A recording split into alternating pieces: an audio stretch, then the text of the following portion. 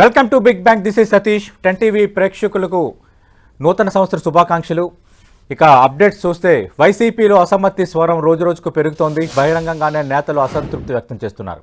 ఇప్పటికే ఆర్కే రాజీనామా చేయగా డొక్కా మాణిక్య వరప్రసాద్, పార్థసారథి, మోపిదేవి లాంటి నేతలు అసంతృప్తితో ఉన్నారు. టీడీపీ జనసేన వైపు కొందరు నేతలు చూస్తున్నారన్న ప్రచారం జరుగుతోంది. మార్పులతో మంచి ఫలితాలు వస్తాయని వైసీపీ అంటోంది. మరోవైపు అభ్యర్థుల లేకే తమ అసంతృప్తుల వైపు చూస్తున్నారంటూ టీడీపీ జనసేనకు వైసీపీ కౌంటర్ ఇస్తోంది. నేడు రేపు మరిన్ని మార్పులతో వైసీపీ ప్రకటన వెలువడనుంది. వైసీపీలో మరి అసంతృప్తి చల్లారైనా ఇది ఎంతవరకు దారితీయబోతుంది? ఈ అంశంపై బిగ్ బ్యాంగ్ డిబేట్లో మాట్లాడబోతున్నాం. చర్చలో పాల్గొంటున్నారు తెలుగుదేశం పార్టీ నుంచి ఆ పార్టీ సీనియర్ నేత మాజీ మంత్రి ఆలపాటి రాజా గారు, అలాగే వైఎస్ఆర్ కాంగ్రెస్ పార్టీ నుంచి ఆ పార్టీ రాష్ట్ర కార్యదర్శి అధికార ప్రతినిధిగా ఉన్న వెంకటరెడ్డి గారు డిబేట్లో జాయిన్ అవుతున్నారు. వెంకటరెడ్డి గారు, టికెట్లు మార్పులు చేర్పులు అన్నాక అక్కడక్కడ అసంతృప్తి సహజం, కానీ మీ పార్టీలో కొంచెం ఇది ఎక్కువ పాలు కనిపిస్తోంది. మీ పార్టీకి సంబంధించి చాలామంది సీనియర్లు, ఇప్పుడు డొక్కా మాణిక్య వరప్రసాద్ మాజీ మంత్రి, పార్థసారథి మాజీ మంత్రి, మంగళగిరి ఎమ్మెల్యే ఆళ్ల రామకృష్ణారెడ్డి రాజీనామా వ్యవహారం అయితే పార్టీలో కూడా ఒక చర్చకు దారితీసింది. ఆయన లేటెస్ట్గా నేను షర్మిలతో కలిసి అడుగులు వేయబోతున్నాను, మేము వైఎస్ఆర్ భక్తులమి, వైఎస్ జగన్మోహన్ రెడ్డి భక్తులం కాదంటూ ఆయన చేసిన వ్యాఖ్యలు కూడా మనం చూసాం. అలాగే మరికొంతమంది నేతలు వేరే పార్టీల వైపు చూస్తున్నారు, టికెట్లు కూడా కన్ఫర్మ్ అయ్యాయన్న ప్రచారం జరుగుతోంది. ఎలా డీల్ చేయబోతున్నారు? ఈ నేపథ్యంలోనే రాబోతున్న రెండో మార్పుల జాబితాను ఆపారన్నది వాస్తవమేనా? సతీష్ గారు, ముందుగా మీకు ప్యానెల్లో ఉన్న రాజేంద్ర ప్రసాద్ గారికి అట్లానే 10 టీవీ ప్రేక్షకులందరికీ కూడా నూతన సంవత్సర శుభాకాంక్షలు. Sir, thank you sir. ఇక్కడ మనం గమనించాల్సినటువంటి అంశం ఏంటంటే, ఎన్నికలు వస్తున్నటువంటి సమయంలో సహజంగా కొంతమంది సీట్ రానటువంటి వాళ్ళు వేరే పార్టీలోకి వెళ్ళటము, సీట్ రానటువంటి వాళ్ళు కొంతమంది బహిరంగానే అసంతృప్తి వ్యక్తం చేయటము, లేదు తర్వాత దాని వల్ల అధిష్టానం పిలిచి మాట్లాడటము, తర్వాత కొంతమంది మేము పార్టీలోనే కొనసాగుతుంటాం, లేదు మాకు సీటు పక్క పార్టీ వాళ్ళు ఇస్తా అన్నారని వెళ్ళిపోవటం, ఇవన్నీ జనరల్ గా జరుగుతాయి. కాకపోతే ఇందా మీరు అన్నట్టుగా అసంతృప్తులు ఎక్కువ ఉన్నాయి అంటున్నారు కదా, అది చాలా రాంగ్ అంటున్నాను నేను. అసంతృప్తులు చాలా తక్కువ ఉన్నాయి. ఎందుకంటే ఆల్రెడీ 11 నియోజకవర్గాలకు ఇన్ఛార్జీలను ఆల్రెడీ వేయటం జరిగింది. 11 నియోజకవర్గాలకు ఇన్ఛార్జీలు వేసిన దాంట్లో కేవలం ఒక్క నియోజకవర్గానికి సంబంధించినటువంటి ఎమ్మెల్యేనే రాజీనామా చేశారు. మిగిలిన 10 చోట్ల కూడా ఏదైనా చిన్న స్టార్టింగ్ లో కొంచెం చిన్నగా స్టార్టింగ్ రాగానే అనౌన్స్ చేయగానే కొంత భావోద్వేగానికి వేరే గురవటం, తర్వాత లేదు మనం పార్టీని నమ్ముకొని ఉంటే ఖచ్చితంగా లైఫ్ ఉంటుంది, మళ్ళీ అధికారంలోకి వచ్చేది వైఎస్ఆర్ కాంగ్రెస్ పార్టీ అని చెప్పి అక్కడ ఉన్నటువంటి నాయకులు, వాళ్ళకు ఉన్నటువంటి కింద క్యాడర్ గానీ వాళ్ళందరూ కూడా అనుకొని అందరూ కూడా ఇప్పుడు కొత్తగా వస్తున్న ఎవరైతే సమన్వయకర్తలుగా వేశారో వాళ్ళందరికీ సహకరిస్తా ఉన్నారు. రెండోది, ఇప్పుడు ఇంకొక 35-40 చోట్ల ఆల్రెడీ కొంతమంది ఎమ్మెల్యేలని పిలిచి మాట్లాడి మిమ్మల్ని పక్క నియోజకవర్గానికి పంపిస్తున్నామని, అట్లానే లేదు మీకు ఈసారి అవకాశం ఇవ్వలేకపోతున్నాం అని చెప్పినా కూడా ఆల్రెడీ అక్కడ వాళ్ళందరికీ ఆల్రెడీ ఇండికేషన్స్ వెళ్ళినటువంటి నేపథ్యంలో కూడా ఇంకా మీరు అన్నట్టుగా ఎవరో ఒకళ్ళో ఇద్దరు వాళ్ళలో జ్యోతుల చంటిబాబు గారు బహిరంగంగా మాట్లాడినట్టున్నారు. సో అంతమించి ఇంకెవరో కూడా పార్టీని వీడి వెళ్ళేటటువంటి అవకాశం గారు మాట్లాడారు, డొక్కా మాణిక్య వరప్రసాద్ గారు మాట్లాడారు, మనం చూసాం. పార్థసారథి గారు మళ్ళీ దాని తర్వాత కూడా వివరణ ఇచ్చారు కదా, నేను అక్కడ సామాజిక బస్సు యాత్రలో వచ్చినటువంటి ప్రజానికాన్ని చూసి నేను కొంత భావోద్వేగానికి గురయ్యాను. ఎందుకంటే ఆయన మంత్రిగా కూడా పనిచేసినటువంటి వ్యక్తిగా మంత్రి పదవి ఎక్స్పెక్ట్ చేస్తారు, అది సహజంగా రాలేదు. మాణిక్య వరప్రసాద్ ఆయన కూడా మాట్లాడారు, మాకు ఒక ముఖ్యమంత్రి అపాయింట్మెంట్ దొరకట్లేదన్న అర్థం వచ్చేలా ఆయన మాట్లాడారు. ఎవరు చెప్పారు సార్ ముఖ్యమంత్రి గారు అపాయింట్మెంట్ దొరకట్లేదు అనేది? అది రాంగ్. ముఖ్యమంత్రి గారిని నాకు తెలిసి చాలా 2 నెలలకు ఒకసారి పార్థసారథి గారు కలుస్తానే ఉన్నారు. కృష్ణా జిల్లా పర్యటన వచ్చిన డొక్కా మాణిక్య వరప్రసాద్ గారు కూడా కలుస్తూనే ఉన్నారు సార్. ఎందుకంటే మన పల్నాడు జిల్లా వచ్చినప్పుడు కలిశారు, నేను కూడా ఉన్న రోజు పర్యటనలో.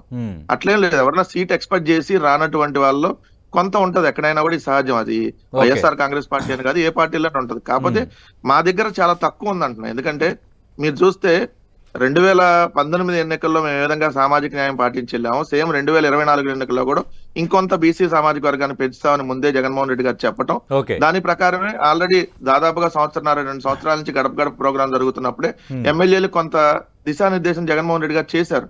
ఎస్, మిమ్మల్ని ఇక్కడి నుంచే కొనసాగించవచ్చు, లేదంటే మారవచ్చు, లేదు ఏదున్నా కూడా మీరు మిమ్మల్ని గుండెల్లో పెట్టుకొని చూసుకుంటానని చెప్పి జగన్మోహన్ రెడ్డి గారు వాళ్ళకి అనేక సందర్భాల్లో చెప్పారు. ఆ విధంగా మా నాయకులు కూడా దానికి ప్రిపేర్ అయి ఉన్నారు ఆల్రెడీ. అప్పటికప్పుడు చెప్తుంది కాదు కదా, ఇంకా 4 నెలలకు ఎన్నికలు ఉన్నాయి. ఇంకా ఏప్రిల్లో ఎన్నికలు, నాకు తెలిసి ఏప్రిల్ మొదటి వారంలో జరగవచ్చు. అంటే ఇంకా 4 నెలలు ఎన్నికలు ఉన్నటువంటి సమయంలో కూడా మేము ఆల్రెడీ ముందే క్యాండిడేట్స్ అనౌన్స్ చేసుకొని మేము ఎన్నికలకి ఆల్రెడీ సమాయత్తం వెళ్తా ఉన్నాం. కానీ మిగిలిన రాజకీయ పార్టీలు ఎక్కడున్నాయి? రైట్. మిగిలిన రాజకీయ పార్టీలో రేపు పొద్దున్న సీట్ల అనౌన్స్మెంట్ చూస్తారు కదా మీరు. తెలుగుదేశం, జనసేన, మళ్ళీ ఇంకోటి బీజేపీ కూడా వాళ్ళతో వస్తుందని అంటున్నారు. దాదాపుగా 28 తెలుగుదేశానికి 12 బీజేపీ కంటే 40 సీట్లని వాళ్ళు పొత్తులో వదులుకుంటున్నామని చెప్తున్నారు. అన్నప్పుడు వాళ్ళు పక్క పార్టీ వాళ్ళకి సీట్లు ఇస్తున్నారు. బట్ మేము అక్కడ కాదు కదా. మా పార్టీలో ఉన్న ఒక నాయకుడికి ఇవ్వకపోతే ఇంకో నాయకుడికి ఇస్తున్నాం. మా పార్టీలో ఒక నాయకుడికి కూడా అవకాశం ఇచ్చుంటే ఇంకో సామాజిక వర్గ నాయకుడికి 2024 ఎన్నికల్లో పోటీ చేయడానికి అవకాశం వస్తుంది. అంటే మా పార్టీలో సీట్లు ఎవరికి ఇస్తున్నాం? మా పార్టీ నాయకులకే ఇస్తున్నాం. బట్ మిగిలిన చోట అలా కాదు కదా. సో మిగిలిన చోట పక్క పార్టీలో నాయకుల్ని తీసుకొని సీట్లు వెళ్తున్నటువంటి పరిస్థితి, పక్క పార్టీలకు పొత్తుల్లో సీట్లు వెళ్తున్న పరిస్థితి.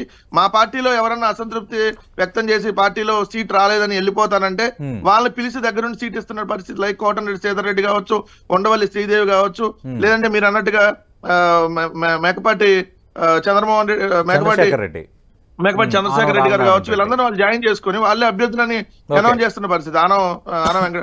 ఆనం కావచ్చు, వీళ్ళందరికీ. కానీ మా దగ్గర అలా కాదు కదా. మా పార్టీలో ఈ రోజు ఒకరికి సీట్ ఇస్తే మా పార్టీలో ఉన్నటువంటి వ్యక్తికి అవకాశం ఇస్తాం. రైట్. రాణి ప్రసాద్ గారు, వైఎస్ఆర్ కాంగ్రెస్ పార్టీలో ప్రస్తుతం కొందరు మాట్లాడుతున్న అసంతృప్తి, కనిపిస్తున్న అసమ్మతి, ఇది టీ కప్లో తుఫాన్ లాంటిది. ఎక్కడైనా ఇది సహజం.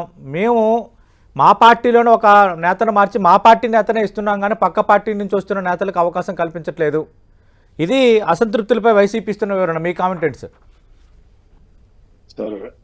ముందుగా 10 టీవీ ప్రేక్షకులకి, అదేవిధంగా రాష్ట్ర ప్రజలకి రాబోయే నూతన సంవత్సర శుభాకాంక్షలు. అంతేకాకుండా ఈ సంవత్సరం అందరికీ కూడా సంతోషంగా ఉండాలని చెప్పి కోరుకుంటా ఉన్నాను. Thank you sir. మీకు కూడా శుభాకాంక్షలు సార్. సతీష్ గారు, ఒకటి, ఏ రాజకీయ పార్టీ అయినా సరే మాట్లాడుకోవాల్సింది ఇదే. అయితే ఇక్కడ అంతర్గత ప్రజాస్వామ్యం కానీ లేకపోతే రాజ్యాంగబద్ధంగా పాలన జరుగుతున్న విధానం కానీ, ఈ రెండు కూడా వైసీపీ పార్టీకి లోపించినాయి అనే భావన రోజుకి పెరుగుతా ఉంది. సమస్య ఇక్కడ ఈ వ్యక్తిదా ఆ వ్యక్తిదా అనేది కాదు. సమస్య ఈ రోజున చెప్పుకునే వాళ్ళు కొంతమంది, చెప్పుకునే వాళ్ళు కొంత. సమస్య మొత్తం ఉంది పార్టీలో. ఎక్కడ కూడా ప్రజాస్వామ్యానికి స్కోప్ లేదనే భావన ప్రతి ఒక్కరికి ఉంది. నిన్న డొక్కా మాణిక్యవర ప్రసాద్ గారు స్టేట్మెంట్ చూసినట్లయితే ముఖ్యమంత్రిని కలిసే అవకాశమే కల్పించబట్టలేదనే భావన చాలా ప్రస్ఫుటంగా, ఒక మాజీ మంత్రి,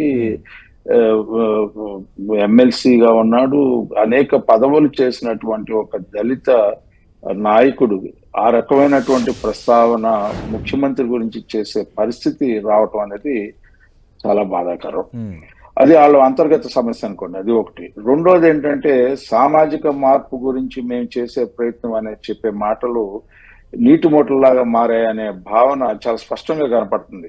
ఎక్కడైతే ఉత్తర కోస్తాలో వంశీకృష్ణ యాదవ్ గారు రాజీనామా, నిన్న కృష్ణా జిల్లాలో పార్థసారథి గారు మాట్లాడినటువంటి మాటలు, అదేవిధంగా మా జిల్లాలో జంగా కృష్ణమూర్తి యాదవ్ గారు ఆయన చెప్పినటువంటి సంఘటన, వాళ్ళ కుమారుడు జెడ్పీటీసీగా రాజీనామా చేయటం, ఇవన్నీ కూడా గతంలో శ్రీదేవ, లేకపోతే రామకృష్ణారెడ్డా, లేకపోతే ఆనం రామనారాయణ రెడ్డా, లేకపోతే చంద్రశేఖర్ రెడ్డి గారా, లేకపోతే ఒక సేమ్ సామాజిక వర్గంలో వాళ్ళకున్న సమస్యలను బట్టి వాళ్ళకి గౌరవం లేదు అని చెప్పి బయటకు వచ్చినటువంటి సందర్భం. ఈ రోజున జరుగుతున్నటువంటి పరిస్థితులు మనం ప్రతిరోజు ఒక అంశాన్ని మనం గమనిస్తా ఉన్నాం. ఎందుకంటే అంతర్గత ప్రజాస్వామ్యం లోపించిందనే భావన ప్రతి ఒక్కరికి వచ్చింది. ఈ రోజున సీట్స్ అడ్జస్ట్మెంట్ 11 ఒక్కళ్లే కదా అని నేను చెప్తున్నారు. మిగతా 10 మంది మాట్లాడలేనటువంటి పరిస్థితి. మాట్లాడకూడదు అనే భావన లేక కాదు, మాట్లాడకూడలేనటువంటి పరిస్థితి. ఎందుకంటే వాళ్ళకి ఇంకా అందుకంటే ఎగ్జిస్టెన్స్ లేదు అనే భావన వాళ్ళకి అర్థం అయిపోతాం. ఈ రోజున ఎంత దురదృష్టం అంటే, 3 మంత్రుల్ని ఎక్కడెక్కడికో వెళ్ళిపోతే, ఏ ప్లేస్ లో అయితే వాళ్ళు పనిచేశారో, ఏ ప్లేస్ లో అయితే గెలిచారో అక్కడ మంత్రివర్గంలో సహచరులుగా ఉన్నారో, ఆ 3 వేరే చోట్లకి వెళ్తే వాళ్ళకి వేరే బోర్డ్స్ ఏంటో అనేది తెలియని పరిస్థితులు అక్కడ వాళ్ళందరూ కూడా వ్యతిరేకిస్తూ ఉంటుంటే, మా పొద్దు వీళ్ళు అని చెప్తా ఉంటుంటే, ఇలాంటి పరిస్థితిలో ఈ పార్టీ ఉంటే, ఈ పార్టీలో ప్రధానంగా గమనించాల్సింది ఏంటంటే అండి, ఇక్కడ ఇవాళ వ్యక్తులు ఎవరు, ఒక వ్యక్తి, ఇద్దరు వ్యక్తుల, లేకపోతే కృష్ణమూర్తి యాదవ్, లేకపోతే అసలు జగన్మోహన్ రెడ్డి గారి మీదే వ్యతిరేకత ఉంది ఈ రాష్ట్రంలో. 5 కోట్ల ఆంధ్రులు పడ్డ కష్టాలు, 5 కోట్ల ఆంధ్రులు పడ్డ నష్టాలు, వాళ్ళ పడ్డ ఆవేదన, అన్ని వర్గాలు కూడా ఈ రోజున ఉద్యోగస్తుల దగ్గర నుంచి, విద్యార్థుల దగ్గర నుంచి, యువకుల దగ్గర నుంచి, మహిళలకు ఇచ్చిన మద్యపాన నిషేధం నేను చేయకపోతే 2024లో ఎన్నికలు రాను అని చెప్పినటువంటి మాటలు, అంతేకాకుండా వీళ్ళు ఇచ్చిన హామీలు నెరవేర్చామని చెప్పుకుంటా ఉంటుంటే ఏ రకంగా హామీలు నెరవేర్చలేకపోయారనేది కూడా మేము ఈ మధ్య ఒక పుస్తక రూపంలో ప్రింట్ చేసి పబ్లిష్ చేయటం కూడా జరిగింది, ప్రజలకు ఇవ్వటం కూడా జరిగింది. ఎందుకు చెప్తున్నానంటే ఈ అన్ని అంశాలన్నీ కూడా మనం నడిచిన విధానం ఈ 5 సంవత్సరాల కాలంలో, ఈ 4.5 సంవత్సరాల కాలంలో ఏ రకమైనటువంటి పాలన, ఏ రకమైనటువంటి వ్యవహార శైలి, ఏ రకంగా ప్రజాస్వామ్యం, అంతర్గత ప్రజాస్వామ్యం లేకపోతే ప్రజాస్వామ్య విలువలను కాపాడాం, రాజ్యాంగబద్ధంగా ఏ రకంగా కాపాడాం, రాజ్యాంగ బాబాసాహెబ్ అంబేద్కర్ గారు రాసినటువంటి రాజ్యాంగాన్ని వాళ్ళు అమలు చేయాలని లేదు, రివ్యూ చేయాలనే ఒక ఆలోచనకు వచ్చారు. మీరు గమ్మత్తుగా మీరు గమనించినట్లయితే మధ్య ఒక డిస్కషన్ వచ్చింది, రాజ్యాంగాన్ని రివ్యూ చేయాల్సినటువంటి పరిస్థితి. ఎందుకంటే ఎవరైతే ఎన్నికల్లో గెలిచినటువంటి శాసనసభ్యుల యొక్క తీర్మానాలని వ్యతిరేకించే విధానం రాజ్యాంగంలో పొందుపరిచి న్యాయ పరిశీలనకు వెళ్లే విధానానికి గండి కొట్టాలి. అసలు రాజ్యాంగంలో అల్టిమేట్ అంటే ఎవరైతే ప్రజల నుంచి గెలిచారో వాళ్ళే అల్టిమేట్ అని చెప్పాలనే ఒక ఆలోచన, రాజ్యాంగాన్ని రివ్యూ చేయాలనే ఆలోచన చేసినటువంటి మొట్టమొదటి రాజకీయ పార్టీ వైసీపీ పార్టీ. ఎందుకు చెప్తున్నానంటే ఈ రోజున ఏ బిల్లు ప్రవేశపెడితే ఆ బిల్లు స్క్రూటినీకి వెళ్తామని, బిల్లు ప్రవేశపెట్టి బిల్లు మీద డిస్కస్ చేసిన వాళ్ళు ఎంతమంది అని అంటే మనకి అర్థమైపోద్ది. అంటే ఈ రకమైనటువంటి ఏది చూస్తే అది మాట్లాడే విధానంలో ఎక్కడైతే ఉందో, ఎందుకంటే నాయకుడి యొక్క ఆలోచనని తీసుకొచ్చి ప్రజల్లో పెట్టాలి. ఆల్పాటి రాజా గారు సామాజిక న్యాయం లేదు, అసంతృప్తులకు సంబంధించి ఒక చర్చ అయితే, మేము ఓసీ సీట్లను కూడా తీసి, ఓసీ అభ్యర్థులను తీసి సామాజిక వర్గ సమతుల్యతలో భాగంగా బీసీలకు మేము పెద్దపీట వేస్తున్నాము, గతంలో కంటే ఈసారి బీసీలకు ఇచ్చే సీట్లు పెరగబోతున్నాయి, ఇది మార్పులపై వైసీపీ చెప్తున్న మాట. సార్ రాజకీయ కుట్ర అండి ఇది, రాజకీయ కుట్ర. నిజంగా బీసీలని అన్యాయం చేసే కుట్ర. బీసీలకు న్యాయం చేసే ముఖ్యమంత్రి అయితే ఈ యొక్క వైసీపీ పార్టీకి ఆ రకమైనటువంటి మనోభావాలు ఉన్నట్లయితే, గతంలో బీసీలకి రిజర్వేషన్లు దాదాపు 16,000 రాజకీయ పదవుల్ని కోల్పోయినటువంటి పరిస్థితి ఈ వైసీపీ పార్టీ ద్వారా. సార్ వీళ్ళు ఎక్కడ కూడా డిస్కస్ చేయలే దాని మీద, దాన్ని ఏ రకంగా సాధించాలని చెప్పి ప్రయత్నించాల. సమాజంలో సొగభాగమైనటువంటి బీసీలకు ఇచ్చే ప్రాధాన్యత ఎక్కడా లేదు. కార్పొరేషన్ ఇచ్చారు, నిధులు కేటాయించారు. రెండోది ఇంకోటి కూడా చెప్తాను సార్, ఇవాళ వీళ్ళు ఎవరికి ఇస్తా ఉన్నారు, ఓడిపోయే సీట్లు అంటే ఆఖరి ప్రయత్నం అండి, ఓడిపోతామని అర్థమైపోయింది.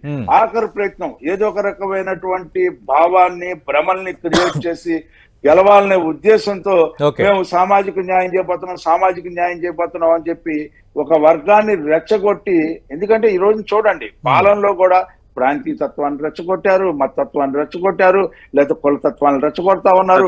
ఈ రకంగా పెంచి పోషించుకుంటూ రాజకీయ నిబద్ధతని వదిలేసినటువంటి పార్టీ ఏదంటే వైసీపీ. రైట్ రాణి ప్రసాద్ గారు, వెంకటరెడ్డి గారు, ఒకవైపు మార్పులతో సామాజిక న్యాయం చేస్తున్నాము, ఓసీ సీట్లలో బీసీలకి ఇస్తున్నాము అంటున్నారు, ఇక్కడ పెద్ద కుట్ర ఉందని టీడీపీ చేస్తున్న ఆరోపణ.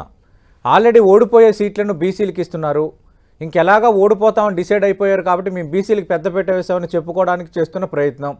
బీసీలకు సంబంధించి 56 కార్పొరేషన్లు ఏర్పాటు చేశారు, ఒక కుర్చీ లేదు, ఒక ఆఫీసు లేదు, నిధులు ఇవ్వలేదు. అలాగే బీసీలను పైకి అంటారు కానీ చేసేదేమీ లేదు.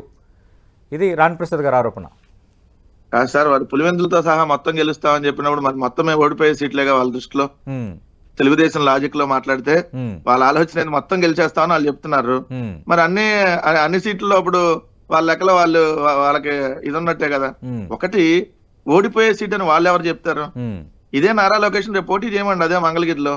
మేము ఎక్కడ వద్దంటున్నావా?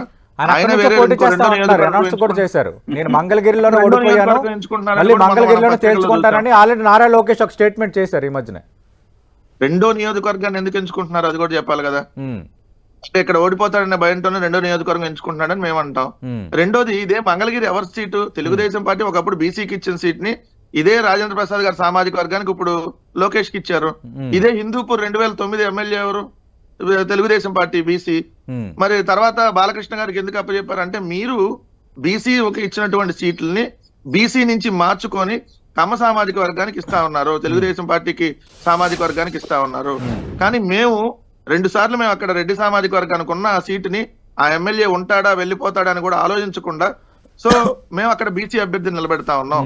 సో కుప్పానికి సంబంధించి కూడా బీసీ అత్యధికంగా ఉన్నటువంటి నియోజకవర్గం, మేము బీసీలు అక్కడ నిలబెట్టి రేపొద్దున ఎమ్మెల్సీ ఇచ్చాం ముందే బీసీ అభ్యర్థికి. అక్కడ రేపొద్దున గెలిస్తే మంత్రి పదవి కూడా ఇస్తామని చెప్పి జగన్మోహన్ రెడ్డి గారు ఆల్రెడీ చెప్పడం జరిగింది.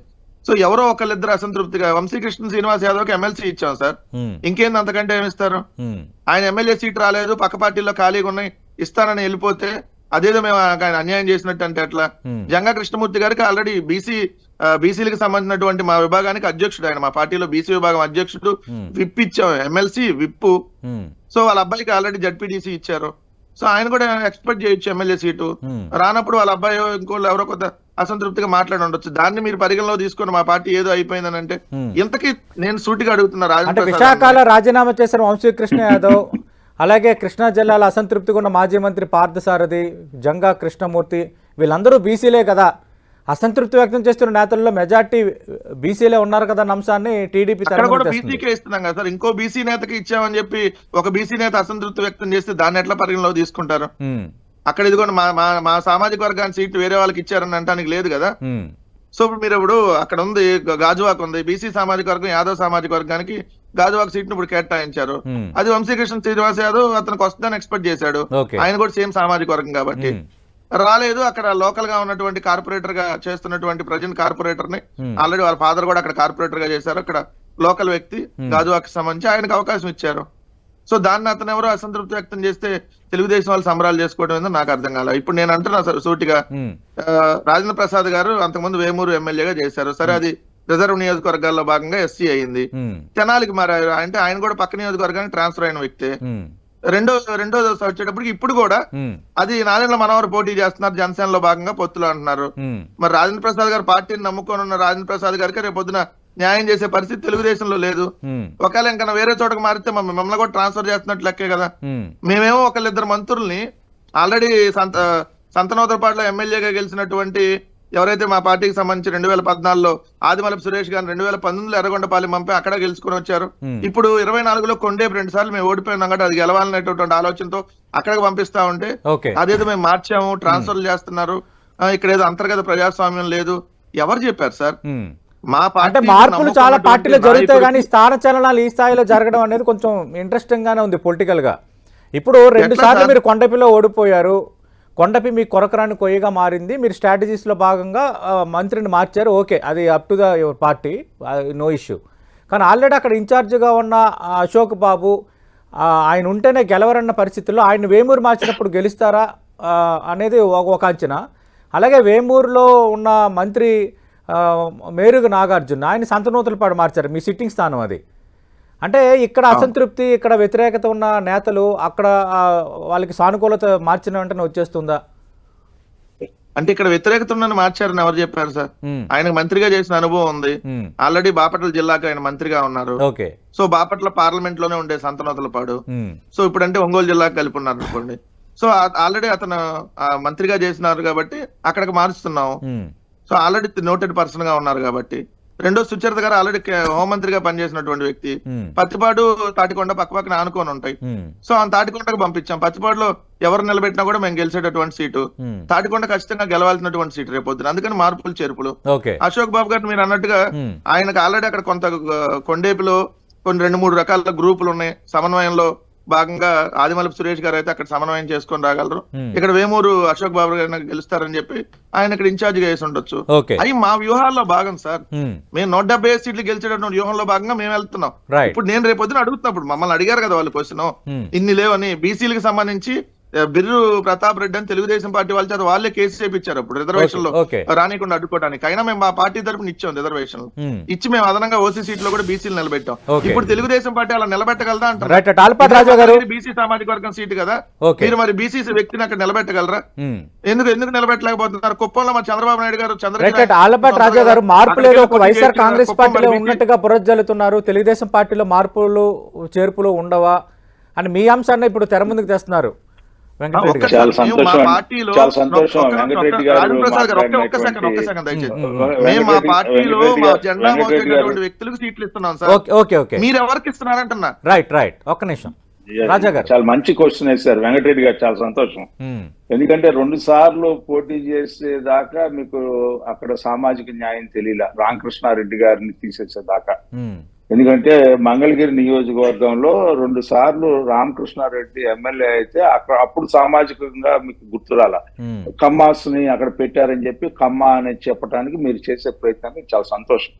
ఎందుకంటే రాజకీయాల్లో గెలుపు గుర్రాలను చూడటం అనేది సహజం, ఎవరైనా సరే. అది బీసీఆ, ఎస్సీఆ, ఎస్టీఆ, ఓసీఆ అనేది గెలుపు గుర్రాలకి ఇవ్వటం అనేది సహజంగా చూస్తాం.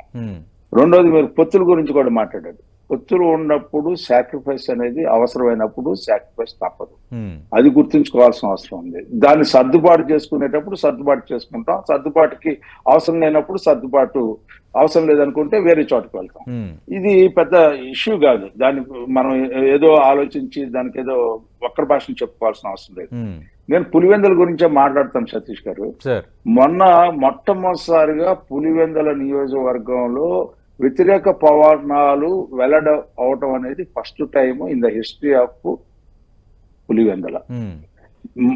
మనం రాజశేఖర రెడ్డి గారి తండ్రి గారి దగ్గర నుంచి కానీ, రాజశేఖర రెడ్డి గారి దగ్గర నుంచి కానీ, వివేకానంద రెడ్డి గారి హయాంలో కానీ, లేకపోతే ఎవరి హయాంలో నిన్నటి వారికి కూడా ఏ రకమైనటువంటి అక్కడ ఉన్న నాయకులు, ద్వితీయ శ్రేణి నాయకులు ఎవరు కూడా కనపడకపోతే ఎక్కడున్నారో తెలుసుకుంటే దారిలో అన్నం వండుకుంటున్నావు అంటే, ఇక్కడ ముఖ్యమంత్రి గారు వస్తే నువ్వు అక్కడ దారిలో ఉండటం ఏంటంటే, నా గోడు నేను వెంకటేశ్వర స్వామికి చెప్పుకోవడానికి వెళ్ళానని చెప్పుకునే పరిస్థితి ఈ రాష్ట్రంలో ఒక ముఖ్యమంత్రి నియోజకవర్గంలో జరుగుతా ఉందంటే, నేను అందుకే చెప్పాను ముందుగా, ఇక్కడ వ్యక్తుల్ని ఏదో మార్చి రాజకీయ లబ్ధి పొందడానికి ప్రయత్నించే ఈ సామాజిక మార్పులు లేకపోతే ఇంకోటి అని చెప్పడానికి, భ్రమలు కూడి చేయడానికి ప్రయత్నించే పరిస్థితి చేదాటిపోయిందండి. ఇవాళ ఎవరి మీద వ్యతిరేకత అంటే స్వయంగా ఒక ముఖ్యమంత్రి, ఈ వైసీపీ పార్టీ అధ్యక్షుల మీద వ్యతిరేకత. తెలుగుదేశం పార్టీలో మేము ఏ రకంగా బీసీలకు ప్రాధాన్యత ఇచ్చామనేది ఇది జగమెరిగిన సత్యం అండి. ఎందుకంటే అసలు తెలుగుదేశం పార్టీకి బీసీలు ఏ రకమైనటువంటి, తెలుగుదేశానికి వెన్నెముకలైనటువంటి బీసీలకి ఏ రకమైన ప్రాధాన్యత ఇచ్చామనేది ఆది నుంచి మనం చూసుకుంటే ఇవాళ వెంకటరెడ్డి గారు చెప్పాల్సిన భాష్యం కొత్తగా చెప్పాలంటే, అంటే ఆల్పట్ రాజు గారు వైసీపీ చేస్తున్న మరో ఆరోపణ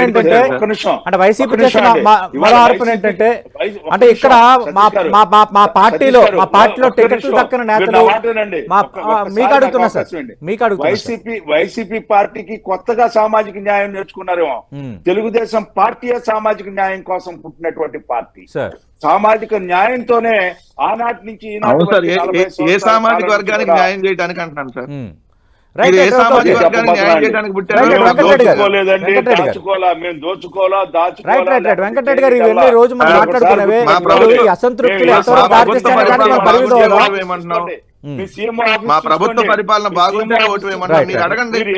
ఎన్ని ప్రాధాన్యత కలిగిన పోస్టులు ఏ సామాజిక వర్గానికి ఇచ్చారో ఒక్కసారి లిస్ట్ ఇవ్వమంటే చిరంజీవి గారు ఎందుకు బయటకు వచ్చారు మీ పార్టీ నుంచి? సామాజిక వర్గానికి, ఏ సామాజిక వర్గానికి ఎక్కువ ఇంపార్టెన్స్ ఇచ్చారని గండి చిరంజీవి గారు మంగళగిరి నుంచి బయటకు వచ్చారు మీ పార్టీలో నుంచి. సామాజిక న్యాయం జరగనట్టుగా వేరే రాష్ట్రాల నుంచి డెప్యుటేషన్ మీద తెచ్చుకున్నటువంటి పరిస్థితి ఎవరెవరిని తెచ్చుకున్నారు, ఏ రకంగా తెచ్చుకున్నారు, ఏ పోస్ట్ లో తెచ్చుకున్నారు, ఏ ప్రాధాన్యత రాష్ట్రంలో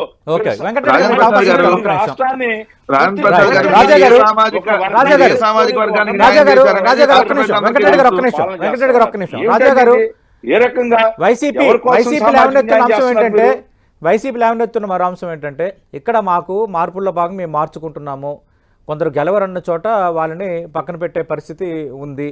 కానీ అలాంటి నేతలు టీడీపీ జనసేనకు అభ్యర్థులు కాబోతున్నారా? వాళ్ళు మా నేతల కోసం ఎదురు చూస్తున్నారు, వాళ్ళకి అభ్యర్థులు కూడా లేరు అన్నది వాళ్ళు లేవనెత్తున్న అంశం. అంటే ఇక్కడ చెల్లని నాను అక్కడ చెల్లుతుందా అనేది. తెలుగుదేశం పార్టీ 40 సంవత్సరాల నుంచి కార్యకర్తలు, నాయకుల్ని తయారు చేసే కర్మాగారం. మీకు ఒకటే గుర్తుపెట్టుకోండి, ఇవాళ అభ్యర్థులు లేనటువంటి పార్టీ కానే కాదు.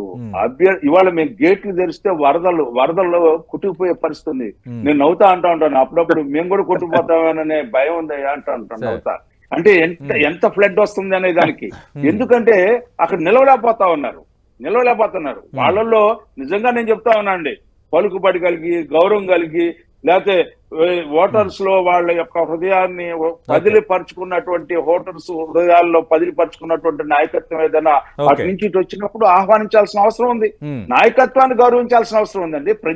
ప్రజా మనిషి అలాంటి నేతలను ఆహ్వానిస్తారా? రేపొద్దున టికెట్లు కూడా ఇస్తారా సార్? ఎందుకంటే ఎవరైనా రామనారాయణ రెడ్డి, మేకపాటి చంద్రశేఖర్ రెడ్డి, ఉండవెల్లి శ్రీదేవి, కోటంరెడ్డి శ్రీధర్ రెడ్డి ఎగ్జాంపుల్స్ అన్ని వైసీపీ తెర ముందుకు తెస్తుంది. ప్రజానాయకుడిగా వర్ధిల్లిన వాళ్ళని, ప్రజానాయకుడిగా ప్రజల మనసును చూరగొన్న వాళ్ళని గౌరవించాల్సిన అవసరం ఉంది ఏ రాజకీయ పార్టీ అయినా. రైట్. వెంకటరెడ్డి గారు చర్చను ముగించే ముందు మీకే సార్ ఇంకో ప్రశ్న. మీ పార్టీకి రాజీనామా చేసిన ఆళ్ల రామకృష్ణారెడ్డి, మేము వైఎస్ఆర్ భక్తులము, ఇక షర్మిలతో పాటు నేను వైఎస్ షర్మిలతో పాటు నడవబోతున్నాను ఆయన ఒక ప్రకటన చేశారు. బాగా జరుగుతున్న ప్రచారం ఏంటంటే అవసరమైతే కేసులు వేస్తా అన్నాడు, అది కూడా గుర్తుపెట్టుకో. కాంగ్రెస్ పగ్గాలు ఇంకా వైఎస్ షర్మిలకి ఇవ్వబోతున్నారు. వైఎస్ఆర్ కాంగ్రెస్ పార్టీకి సంబంధించి టికెట్లు రాని నేతలు, అసంతృప్తి నేతలు ఆమెతో జట్టు కట్టబోతున్నారు. దీని ద్వారా కాంగ్రెస్ కొంత పికప్ అవడానికి ఏపీలో ఒక ప్రయత్నాన్ని ప్రారంభించబోతుంది అంటున్నారు. దీనిపై ఏంటి సార్ మీ కామెంట్? సార్, ఇప్పుడు ఏ రాజకీయ పార్టీ ఎవరెవరు నిలబెట్టుకుందో వాళ్ళ ఇష్టం. జగన్మోహన్ రెడ్డి గారిని ఎదుర్కోవటానికి రాజశేఖర రెడ్డి గారి తర్వాత కడప జిల్లా మొత్తానికి బాగా సుపరిచితుడైనటువంటి వివేకానంద రెడ్డి గారిని నిలబెట్టారు సార్. ఏమైంది? జగన్మోహన్ రెడ్డి గారు 5 లక్షల ఓట్ల మెజార్టీతో, అప్పుడు రాజకీయ అనుభవం కూడా లేదు జగన్మోహన్ రెడ్డి గారు. 2009లో రాజకీయాల్లోకి వచ్చారు, 11లో ఎలక్షన్. సో అప్పుడు ఇక్కడ రాష్ట్రంలో కాంగ్రెస్ పార్టీ, దేశంలో కాంగ్రెస్ పార్టీ అధికారంలో ఉంది. అట్లాంటప్పుడు తెలుగుదేశం కాంగ్రెస్ కలిపి ప్రయోగించారు ఆ రోజు వివేకానంద రెడ్డి గారిని గెలుపు కోసం. ఏమైంది? సో ఇట్లా ఎవరినో ఇప్పుడు జగన్మోహన్ రెడ్డి గారిని ఎదుర్కోవడానికి 100 రకాల అస్త్రాలు ప్రయోగిస్తారు అనేది మేము ఆల్రెడీ ప్రిపేర్ అయ్యి ఉన్నాం సార్. అది జగన్మోహన్ రెడ్డి గారి దగ్గర పనిచేసినటువంటి వ్యూహకర్తలను ఉపయోగించవచ్చు, లేదంటే ఈ జగన్మోహన్ రెడ్డి గారి కుటుంబ సభ్యులను ఉపయోగిస్తారు, లేదు జగన్మోహన్ రెడ్డి గారు వెంట నడిచినటువంటి ఒకళ్ళిద్దరు ఎమ్మెల్యేలు ఎవరన్నా వాళ్ళకి సీట్ రాక వెళ్ళిపోతే వాళ్ళని ఉపయోగిస్తారు. ఇలా రకరకాల అస్త్రాలు ఉపయోగించి జగన్మోహన్ రెడ్డి గారిని ఎదుర్కోవడానికి వాళ్ళకి ఎన్నికలకు వస్తారనేది నేను ఆల్రెడీ మెంటల్ గా ప్రిపేర్ అయిపోయి ఉన్నాం. సో ఇంకెవరు వస్తే మాకేంటి, ఎవరో ఒకళ్ళిద్దరు పార్టీ నుంచి వెళ్ళిపోతే వచ్చిన ఒక ఎత్తు, ఇప్పుడు మీకు చుట్టుపక్కల నుంచి బయలుదేరుతున్న ప్రతికూలతలు మరో ఎత్తు. అసలు సార్, ఇప్పుడు జగన్మోహన్ రెడ్డి గారి వెంట నడిచిన వాళ్ళు ఎవరో ఒకళ్ళిద్దరు వెళ్ళిపోతే వచ్చినటువంటి నష్టం లేదు. మీరు అన్నట్టుగా కుటుంబ సభ్యురాలు అన్నటువంటి షర్మిల గారిని ప్రయోగిస్తారనేటటువంటి వార్తలు వస్తున్నటువంటి నేపథ్యంలో ప్రయోగించమనండి, ఏమైంది సార్?